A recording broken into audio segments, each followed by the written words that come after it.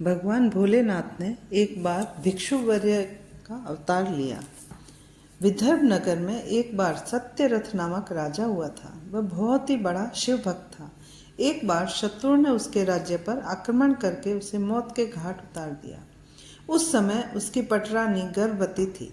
वह शत्रुओं से छिपकर एक वन में वटवृक्ष के नीचे जाकर बैठ गई। वहां उसने एक पुत्र को जन्म दिया। इसके बाद प्यास से व्याकुल होकर एक सरोवर पर वो पानी पीने के लिए गई तो उसे एक मगरमच्छ ने खा लिया। ऐसी परिस्थिति में भगवान भोलेनाथ को उस बालक पर बहुत दया आई। उनकी प्रेरणा से एक भिखारिन उस बालक के पास आई और वह बालक को देखकर द्रवीभूत हो गई, परंतु सोचने लगी कि यह किसका पुत्र है, इसका पालन पोषण करने के लिए मैं अपने साथ ले जाऊं या नहीं लेके जाऊं। उस सोच में पड़ी देखकर भगवान शंकर स्वयं भिखारी का रूप धारण करके भिखारिन के पास आकर उससे बोले कि तू शंका मत कर, इसे अपने घर ले जाकर इसका पालन पोषण कर। भिखारिन उससे पूछने लगी कि आप कौन हैं? क्या आप शंकर भगवान तो नहीं है? कृपया मुझे यह बताएं कि यह बालक कौन है, किसका है, यहाँ असहाय क्यों पड़ा हुआ है?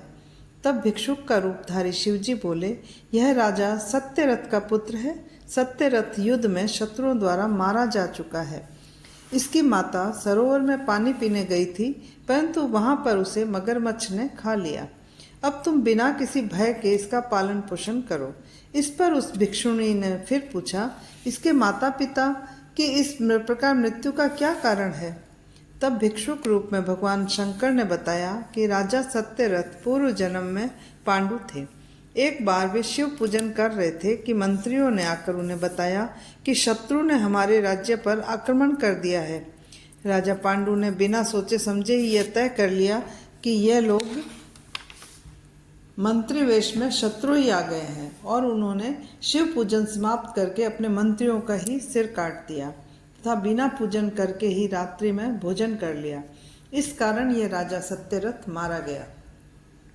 इस लड़के की माता ने पूर्व जन्म में छल कपट से अपनी सौत का वध कर दिया था।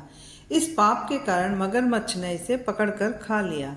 यह सब कथा सुनकर शिवजी ने उस ब्राह्मणी को अपना असली रूप से परिचित करवाया और वह मुक्त कंठ से भगवान शंकर की स्तुति करने लगी।